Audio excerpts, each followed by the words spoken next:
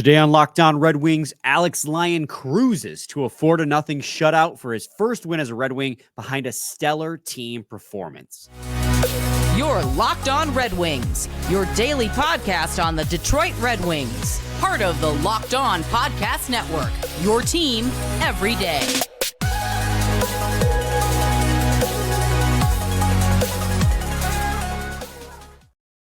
Welcome back to the Locked On Red Wings podcast. We are your hosts, Brian Fisher and Scotty Bentley. I'm a podcast producer for the daily JAWWJ News Radio podcast. Well, Scotty's host over at Locked On Tigers, as well as a freelance journalist for the Detroit News. And Scotty, are we back? I'm thinking we're back, baby. What a night. I mean, from like everything. Like you got Gravy Zambonis in the crowd. You got a fired up LCA. You got a 4-0 dub. You got a shutty. I mean, goodness gravy. Literally, goodness gravy. Hey, that's good timing. No, and you're right, Scotty. This was a win that the Red Wings needed in a bad way. I mean, the last couple of days we have talked to death about the 3-5-3 stretch that they are on recently. This is the most complete win that they've had since the Boston Bruins game. Yeah. I'd still maintain the Boston Bruins game is a more impressive win because that Bruins team still only has one regulation loss to this point, coming at the hands of your Detroit Red Wings.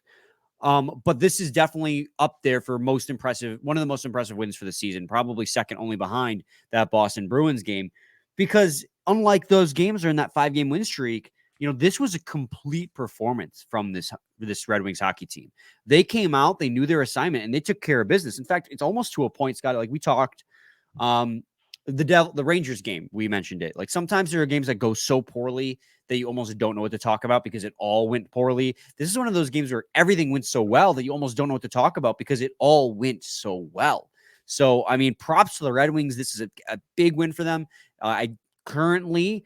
Unless the Hurricanes blow it in the last 30 seconds, we're obviously recording this right after the game ends, so by the time this premieres, you all will know the result. Red Wings will be sitting 1 point out of the filed wild card spot into Thanksgiving, which is a good spot to be in because Canes as we know... just won right now.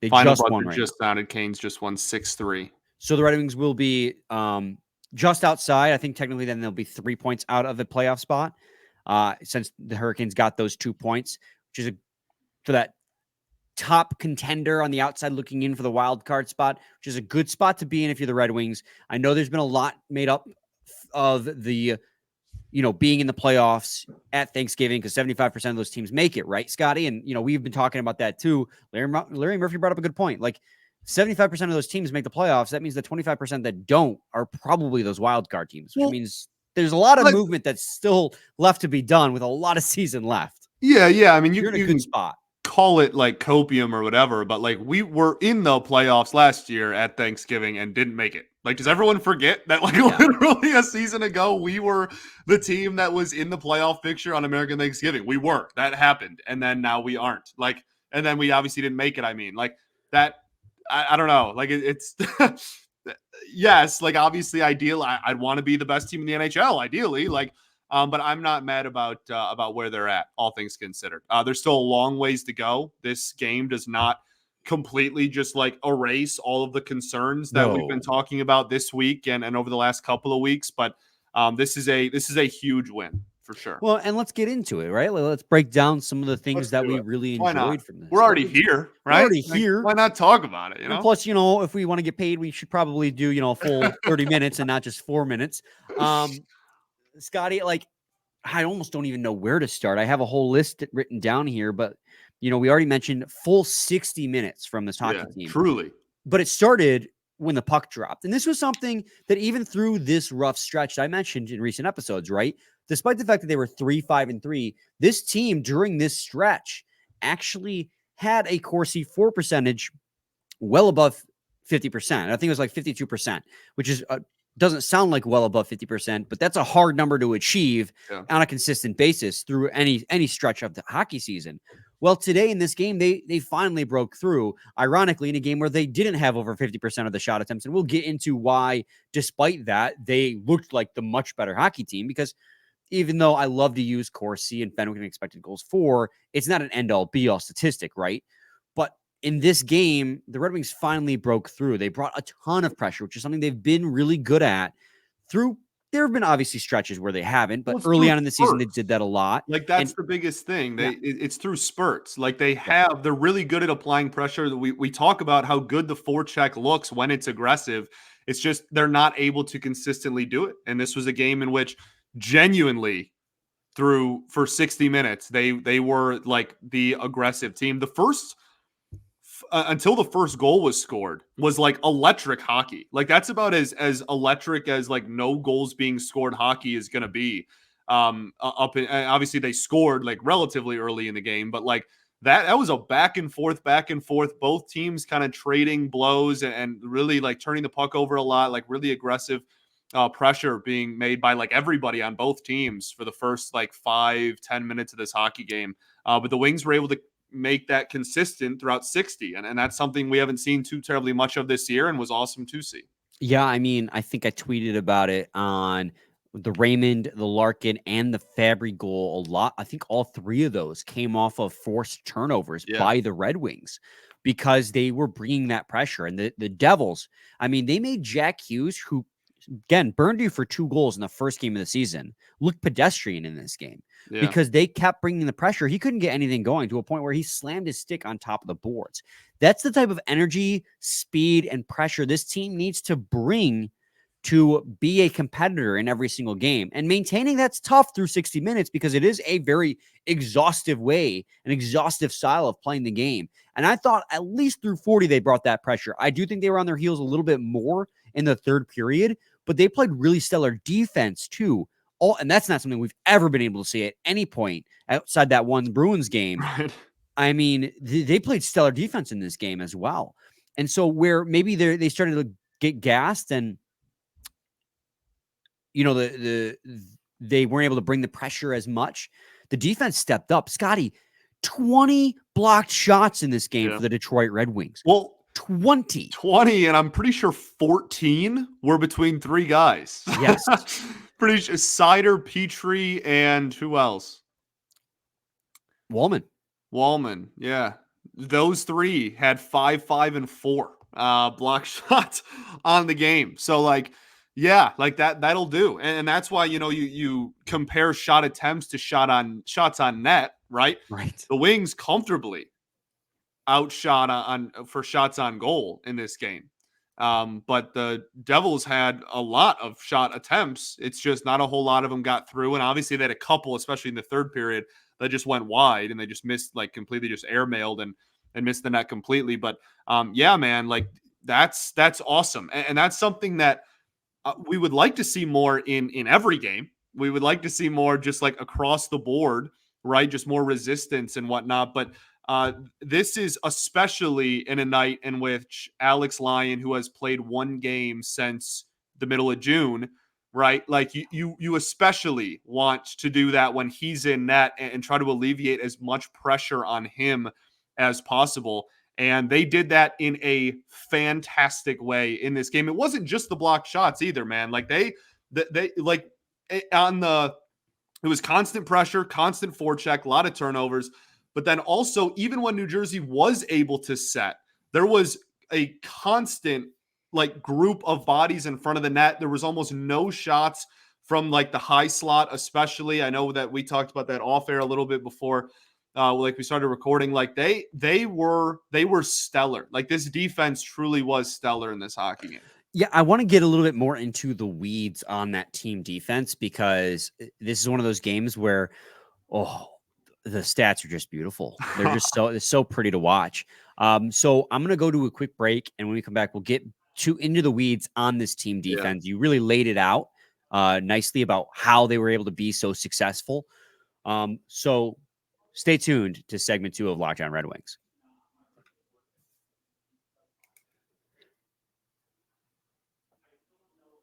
Segment 2, Locked On Red Wings podcast. By the way, Scotty, happy Thanksgiving. This will be airing on midnight, so happy American Thanksgiving.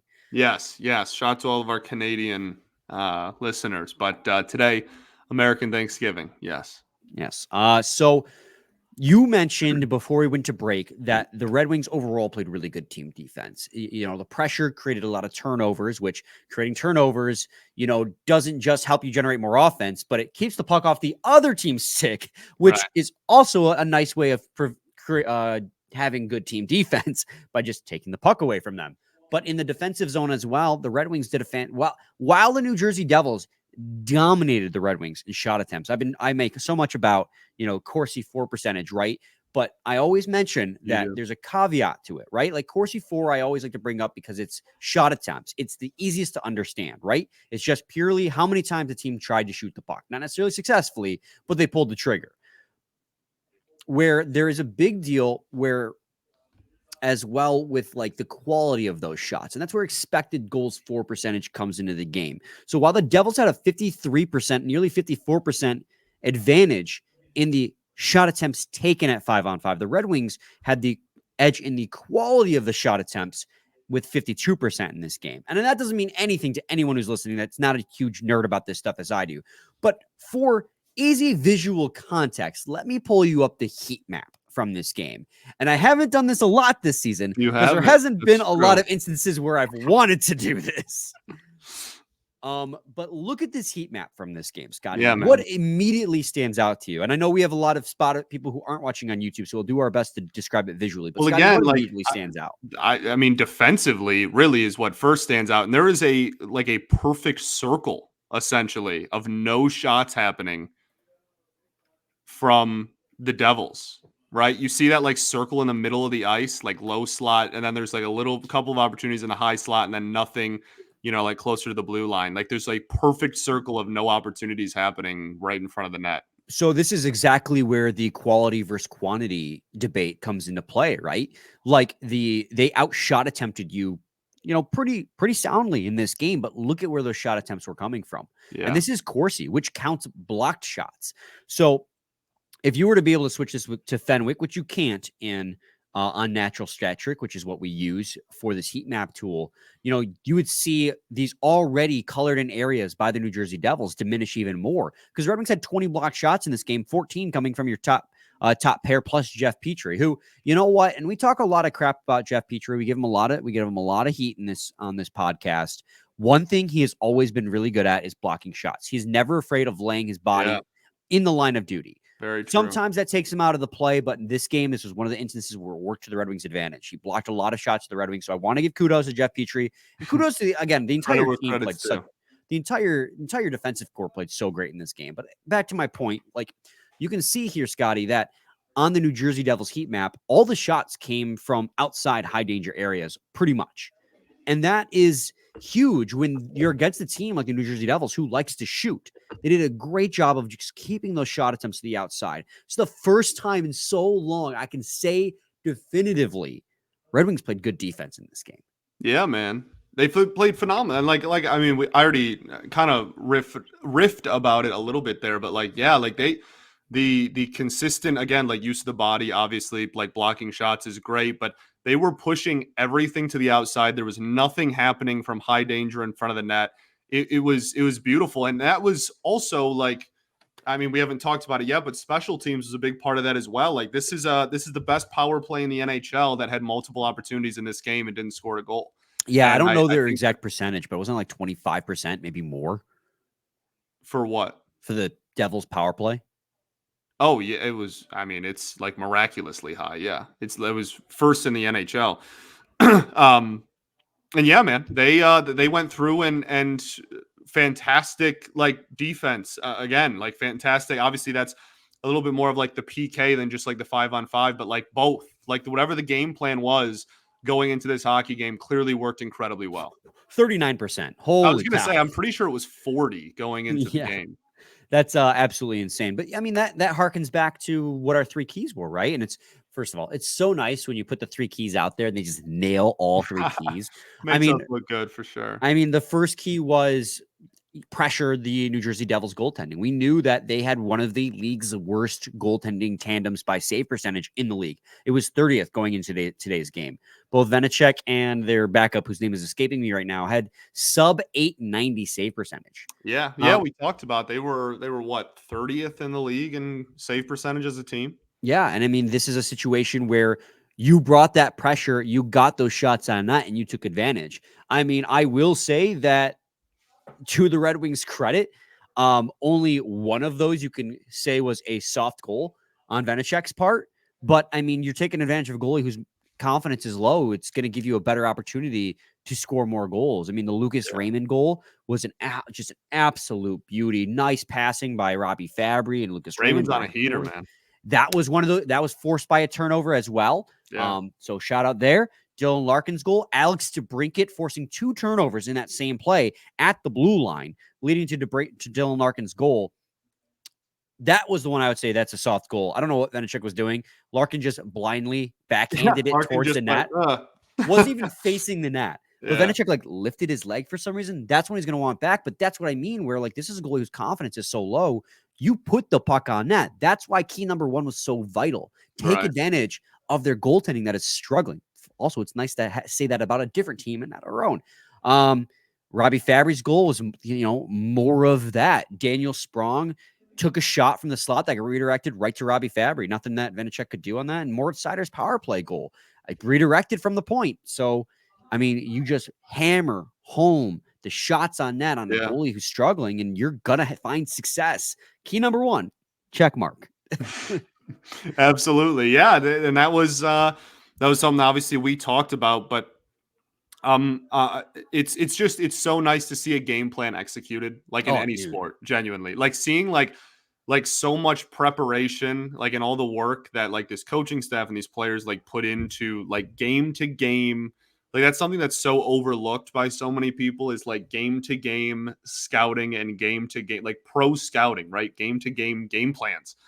And having a game plan perfectly executed, there are a few prettier things, man. And that's, I think, what this game was. Offensively, defensively, special teams, it doesn't even matter. Everything, it's like they were a step ahead of the Devils the entire night. And that's dude, entirely. And it's just the second key to the game, limit penalties. Red Wings took 2 penalties in this game because taking penalties has been a huge issue for this Red Wings team, right? Yeah. And that they have a nearly 40% success rate on the power play. They only took 2 all game long. That is remarkable by the Red Wings standards. And they did a good job on those penalty kills too.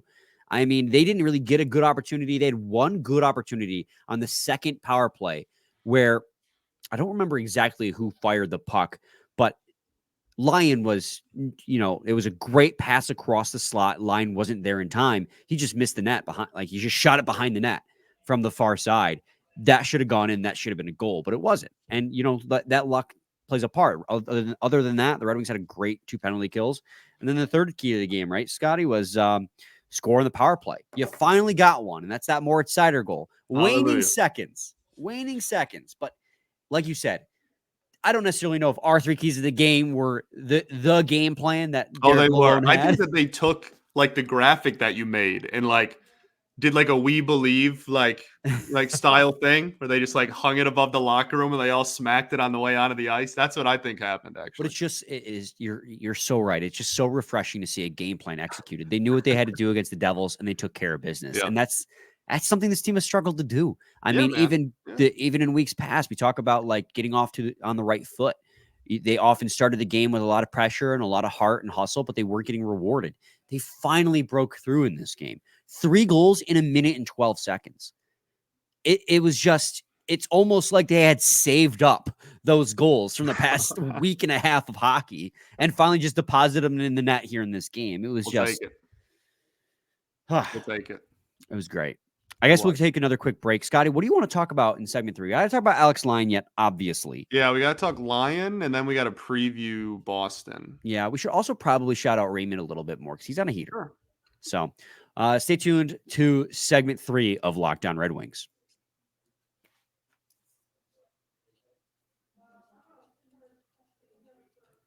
Segment 3, Locked On Red Wings podcast. Scotty and I are breaking down the victory 4-0 shutout over the New Jersey Devils, putting the Red Wings just on the outside looking in at American Thanksgiving.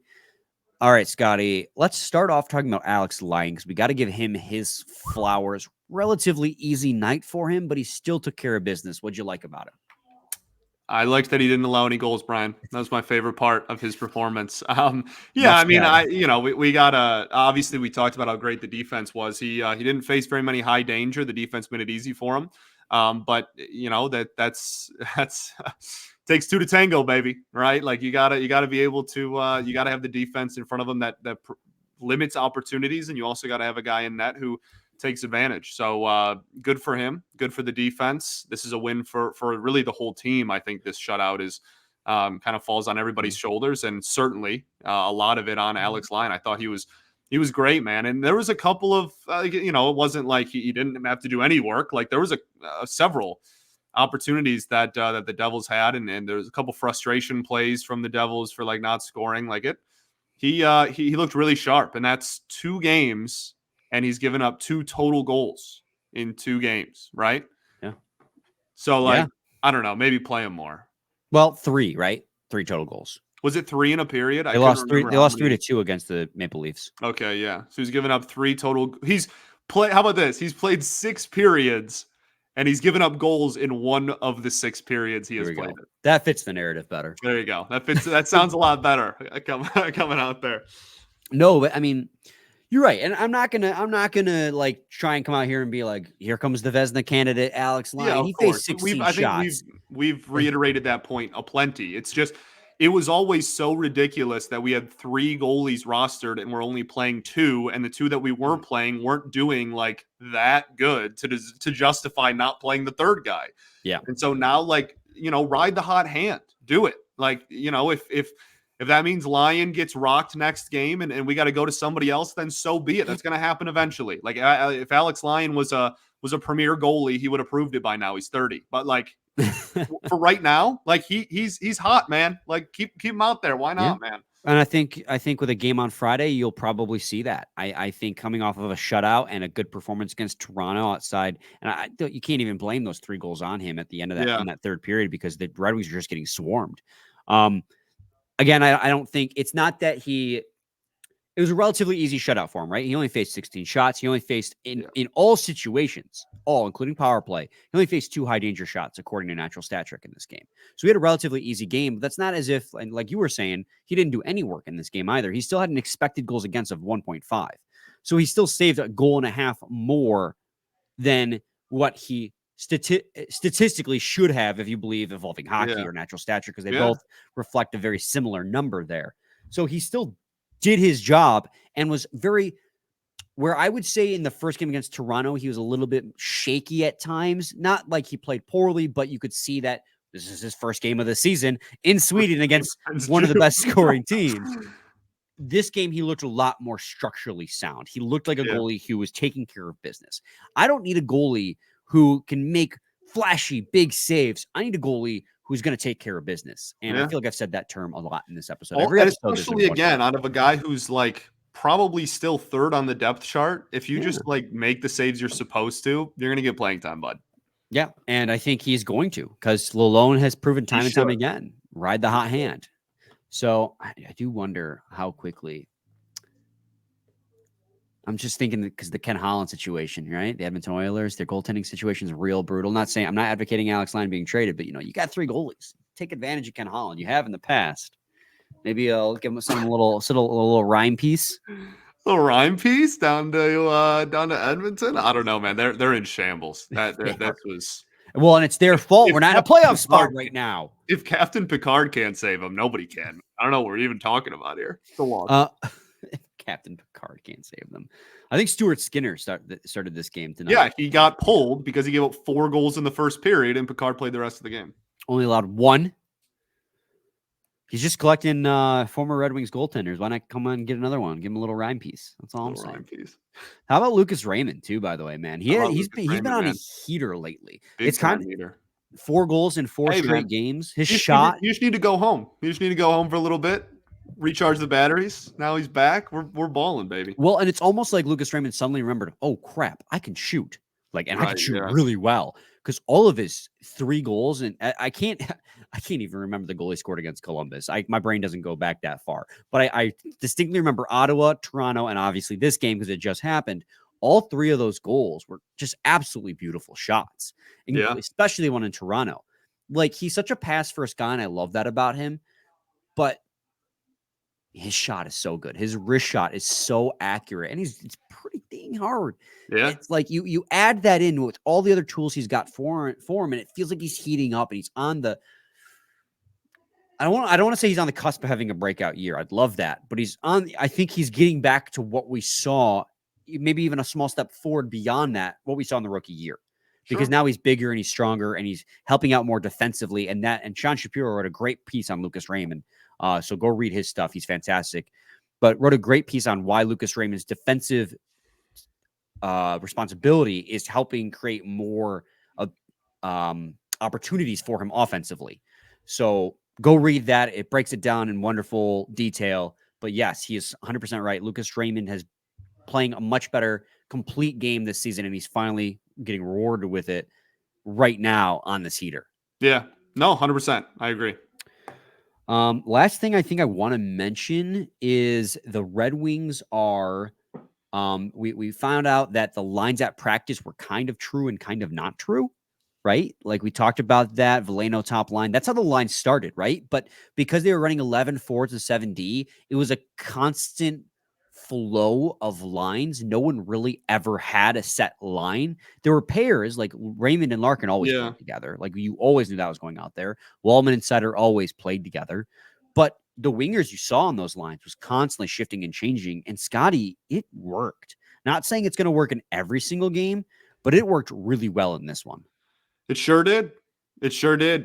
Tony Wallach, who's a dog, by the way, wrote a great article that I read before this game started about like 11-7 and the approach that the Wings have, and like Lalonde's comfortability with 11-7 and why it's like maybe even a good thing going forward that they're going to do that. And this game was certainly that. It was a blender, baby. It was a big time blender. What?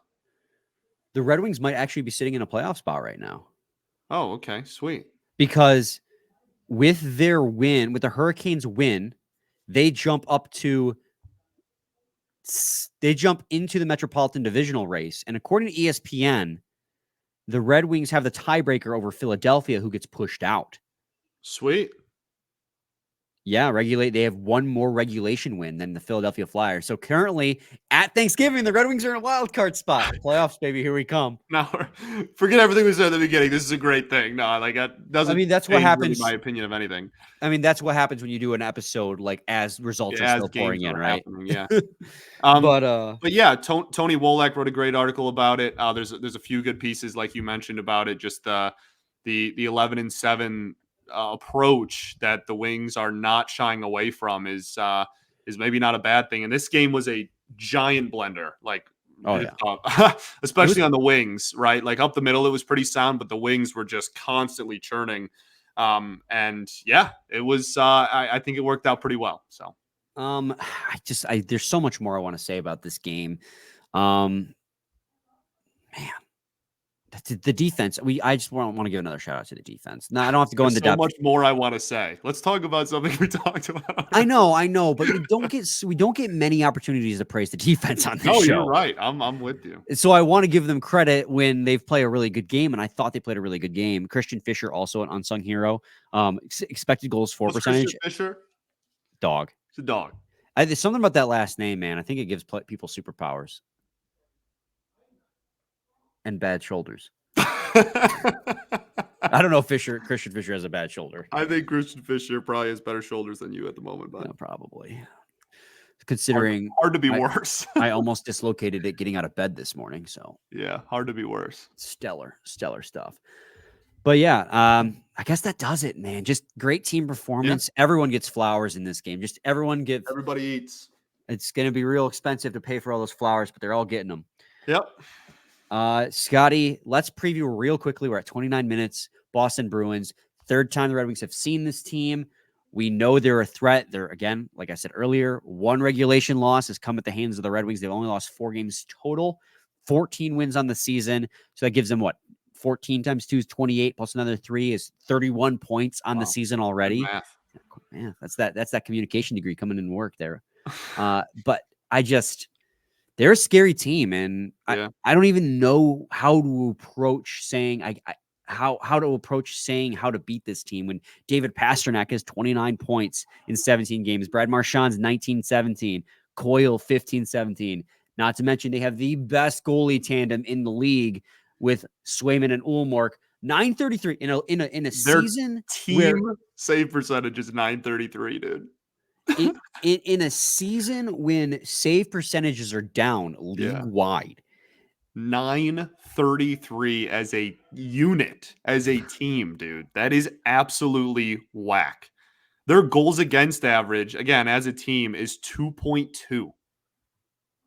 That is redonkulous. That is not fair. I mean, this is a team that is the complete package, right? And if the Red Wings want to beat this hockey team, how are they going to go about doing it? I don't even remember what we said. Hey, season record 13-1-3, obviously, versus 9-6-3. Wow, 3-6-9. Look at the Red Wings. Head to head, 1-1, baby. That's all I see. All I see is blinders are on. One-head record. Where are your sunglasses? Put those back on. Right, yeah. We're putting blockers on. Yeah, man. I mean, this is obviously a phenomenal hockey team. It's an incredibly deep hockey team. You're gonna need goaltending. I know that's like fairly self-explanatory and maybe like Captain Obviously, but you're not going to do what you just did to the Devils to the Bruins over 60. Like you're going to have to say that again. I said I would love it though. Well, yeah, of course. I would also love to become a millionaire tomorrow, but you're gonna need some big time saves at some point in this game. You're gonna need that good defense, and then. Like one of the biggest things we talked about it last time, I'll bring it up again. You need power play goals because this is also the best penalty kill in the entire NHL, pretty comfortably. So a lot of things that you're going to need to go right for this one, but it can be done because it literally happened a few weeks ago. Yeah, I honestly think the biggest thing you're going to have to do, because you're not going to score a lot of goals against this goalie. Like 2, maybe 3 goals. Like that is going to be it. 3 would be miraculous. You already talked about their goals a game being like literally 2 goals. I think it's going to come down to the defense you play. And I think this team's going to have to play the best defensive game that they've ever played. A lot like they did in the last one, right? Or in this game against the Devils, if you're going to want to stay in it. I do think that you probably see Alex Lyon again, ride the hot hand, right? As we were saying. But the Red Wings did put 5 in against the Boston Bruins last time these two teams played, which was the first time all season that the Bruins had allowed 4 or more goals. In fact, have they even allowed that many goals since in a game? I have to check their schedule. But, I mean, you're going to have to do that again. You're going to have to play a perfect game. Agreed. But you've already proved that you can. So let's just do it again. Lock in. Let's lock it in. Locked on Red Wings. Just looking real quick. I want to see if they've allowed that many goals in a loss sense or even in a win. The loss to the Tampa Bay Lightning in overtime, they allowed 4 goals. So that is the only other time this season they have allowed 4 more goals in the game. You and Tampa Bay. So you've proven you can do it. Let's see if Lightning can strike twice. Let's see. Scotty, any final thoughts? I'm thankful for all the listeners. I'm thankful for the listeners too. I'm also thankful for you, Scotty. I'm thankful for you, man. I genuinely, I would not be able to do 2 shows if it wasn't for you. So I appreciate you greatly.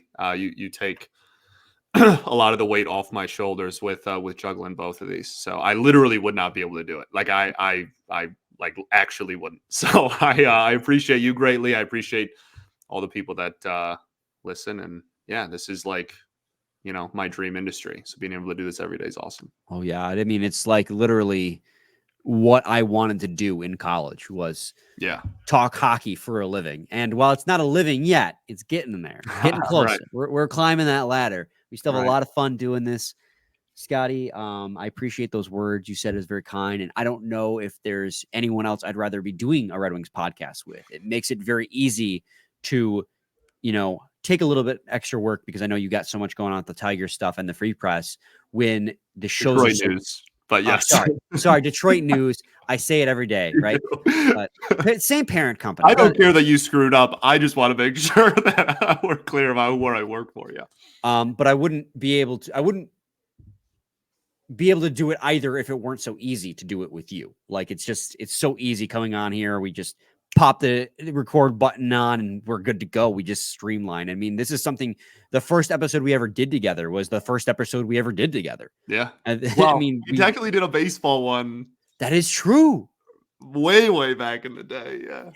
I had you on as a guest. That was crazy. Yeah, on Brian's podcast way back when. But yeah, I just, it's awesome that like anybody cares what we have to say is like the biggest honor in the world. I view it as like people allow us to be a part of like their days. And that's just crazy to me. Yeah. I appreciate it.